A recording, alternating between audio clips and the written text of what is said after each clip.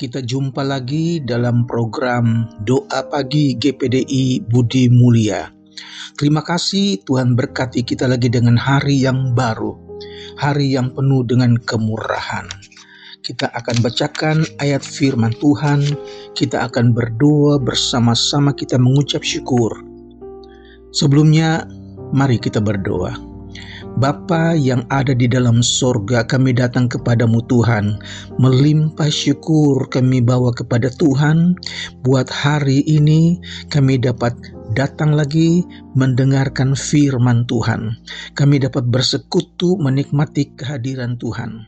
Kami mohon kiranya Roh Kudus pimpin persekutuan kami dari awal sampai selesai. Kami serahkan di dalam nama Tuhan Yesus Kristus. Haleluya. Amin. Puji Tuhan saudara-saudara, saya bacakan ayat dalam Injil Lukas pasal 24 ayat 12a. Lukas 24 ayat 12a. Sungguh pun demikian, Petrus bangun, lalu cepat-cepat pergi ke kubur Yesus. Saudara, berita tentang kebangkitan Tuhan Yesus dikisahkan dalam Injil Lukas pasal 24. Ketika pagi-pagi benar pada hari pertama minggu itu, mereka pergi ke kubur Yesus membawa rempah-rempah yang telah mereka sediakan. Siapakah mereka? Mereka ini adalah perempuan-perempuan yang mengasihi Tuhan. Saudara, pagi-pagi benar, apa yang mereka lihat setelah mereka sampai di kuburnya Yesus? Ketika mereka tiba di kubur Yesus, mereka melihat bahwa batu penutup kuburan itu sudah terguling dari kubur itu. Ketika mereka masuk, mereka tidak menemukan mayat Yesus. Ketika mereka sedang bingung saat itu, tiba-tiba ada dua orang berdiri di dekat mereka dengan memakai pakaian putih yang berkilau-kilauan, saudara-saudara. Wanita-wanita itu terkejut dan menjadi sangat takut, dan mereka hanya menundukkan muka mereka. Saudara, siapakah kedua orang yang berpakaian berkilauan itu? Mereka itu adalah malaikat Tuhan, saudara. Malaikat itu berkata kepada perempuan-perempuan itu yang adalah Maria dari Magdala, Yohana, Maria ibu Yakobus, dan beberapa perempuan lain.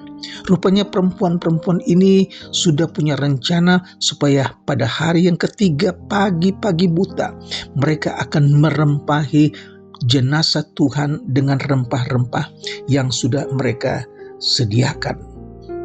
Malaikat itu berkata, "Mengapa kamu mencari Dia yang hidup di antara orang mati? Ia tidak ada di sini, Ia telah bangkit." Puji Tuhan. Malaikat itu berkata lagi, "Ingatkah apa yang Dia katakan kepada kamu ketika Ia masih di Galilea?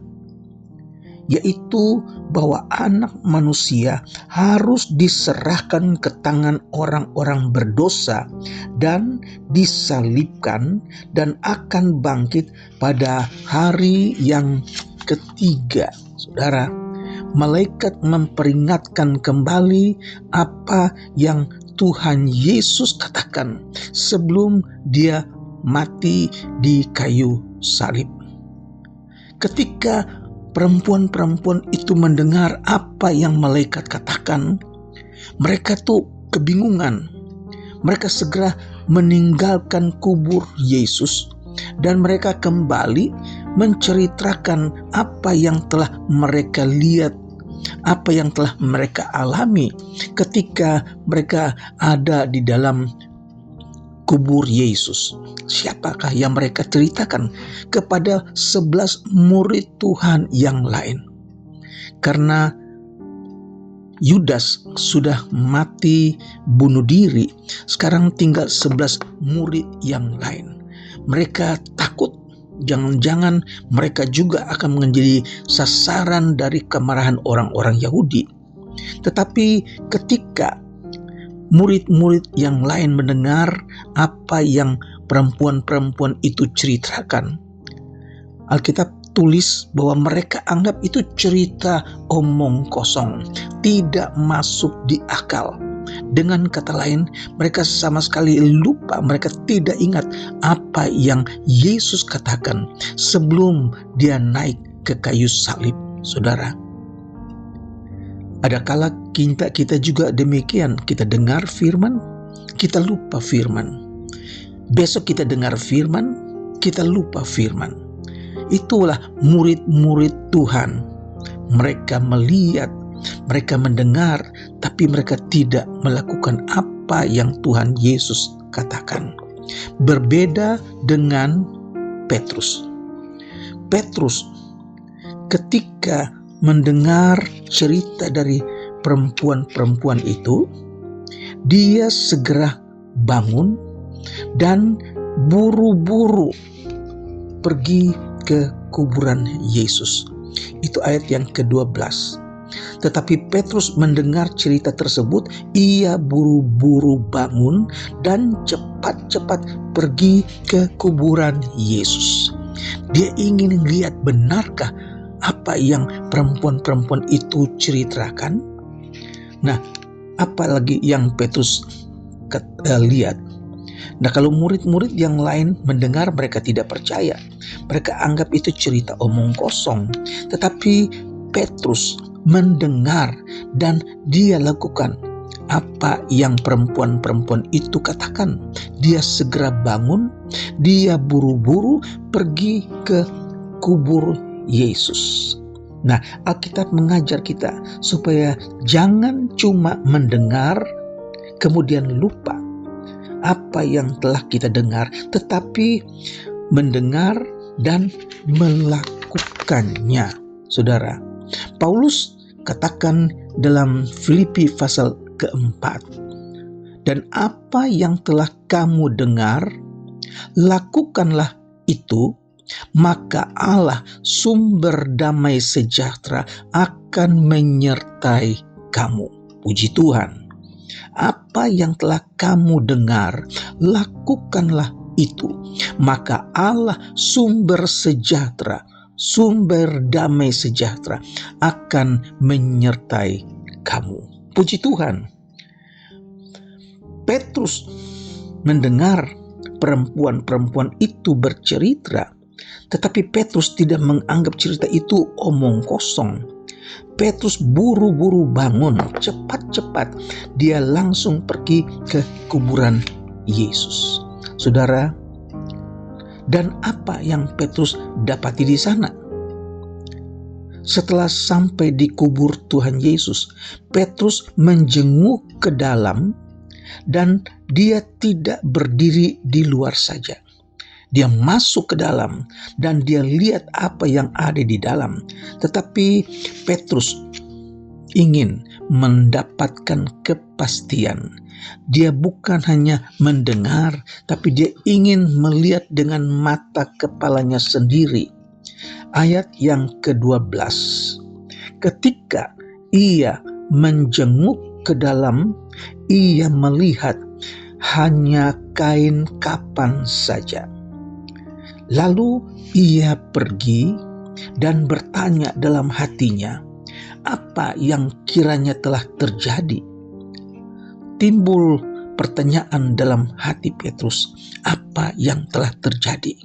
Kalau tadi perempuan-perempuan itu masuk ke kubur Yesus, ada 2 orang dengan pakaian yang berkilau-kilauan menampakkan diri kepada perempuan-perempuan itu. Malaikat itu katakan, mengapa kamu mencari orang yang hidup di antara orang mati? Yesus tidak ada di sini, dia sudah bangkit. Haleluya. Sekarang Petrus lihat sendiri, Petrus buktikan sendiri bahwa mayat Yesus tidak ada lagi.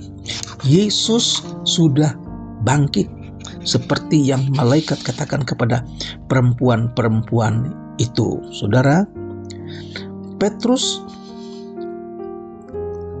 puas karena dia lihat sendiri tidak ada lagi mayat Yesus. Dan ini menjadi bukti bahwa Yesus benar-benar bangkit. Yang pertama kita lihat ketika Yesus menampakkan diri kepada dua orang murid yang dalam perjalanan ke Emmaus. Dalam Injil Lukas pasal 24 ayat 13 dan seterusnya. Dua orang murid ini berjumpa dengan Yesus, tetapi mereka tidak mengenal Yesus. Mereka bujuk Yesus supaya Yesus menginap di rumah mereka karena hari sudah menjelang malam. Di rumah mereka ketika Yesus menampakkan kealahannya, ketika dia memecah-mecahkan roti untuk mereka makan dan minum bersama, mata mereka terbuka. Karena tiba-tiba Yesus menghilang, tidak ada lagi. Mereka cepat kembali ke Yerusalem dengan hati yang berkobar-kobar, ceritakan bahwa mereka telah berjumpa dengan Yesus. Haleluya. Yang kedua, berikutnya Yesus menampakkan dirinya kepada murid-muridnya. Saudara dapat baca di dalam Lukas pasal 24 ayat yang ke-36 sampai ke-40.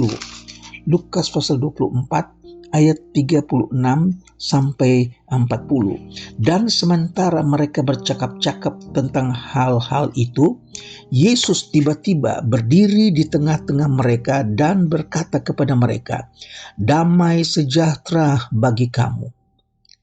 Mereka terkejut dan takut dan menyangka bahwa mereka melihat hantu. Akan tetapi ia berkata kepada mereka, "Mengapa kamu terkejut dan apa sebabnya timbul keraguan-raguan dalam hati kamu? Lihatlah tanganku dan kakiku. Aku sendirilah ini. Rabalah aku dan lihatlah.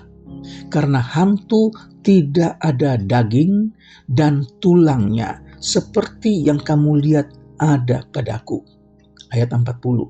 Sambil berkata demikian, ia memperlihatkan tangan dan kakinya kepada mereka.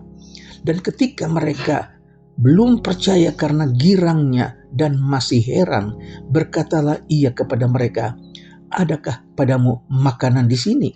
Lalu mereka memberikan kepadanya sepotong roti goreng. Ia mengambilnya dan memakannya di depan mata mereka. Satu bukti buat murid-murid yang sedang ragu-ragu, buat murid-murid yang tidak percaya. Mereka pikir Yesus itu hantu, tetapi Yesus buktikan, "Akulah dia, lihat tanganku, lihat kakiku." Saudara-saudara, kalau saat ini saudara mendengar berita tentang Yesus dan kalau saudara masih meragukan, saya beritahukan, percayalah. Jangan cuma mendengar, tetapi lakukanlah apa yang firman Tuhan ajarkan. Mintalah kepada Tuhan, "Tuhan, aku mau jadi murid-Mu. Jadikan aku murid-Mu." Haleluya, saudara. Kiranya Tuhan memberkati saudara-saudara, rajin mendengar dan rajin melakukan. Tuhan Yesus memberkati. Mari kita berdoa. Bapa di sorga, kami datang kepadamu mengucap syukur. Hari ini kami diberkati dengan firman Tuhan. Kami diingatkan bahwa Yesus adalah Tuhan kami, bukan Tuhan yang mati, tapi Tuhan yang hidup. Terima kasih, berkati kami umat-Mu Tuhan Yesus. keluarga-keluarga, mata pencaharian anak-anak sekolah, mereka yang sakit, mereka yang lemah, mereka yang sedang pergumulan Tuhan. Tuhan yang tahu. Kami berdoa dalam nama Yesus. Tuhan, kuasa-Mu nyata, sembuhkan saudara-saudara kami yang sedang sakit, baik di rumah maupun di rumah sakit. Kami percaya bilur-bilur Yesus menyembuhkan mereka. Kuasa Yesus tidak berubah sampai selama-lamanya. Kami berdoa buat bangsa dan negara kami, Indonesia. Kiranya Tuhan berkemurahan buat bangsa kami, dan biar kami dapat merasakan campur tangan Tuhan buat Indonesia. Kami serahkan bangsa kami, presiden, wakil presiden, ke dalam tangan Tuhan. Kami akhiri doa pagi ini dengan mengucap syukur dalam nama Tuhan Yesus Kristus. Haleluya. Amin. Tuhan memberkati.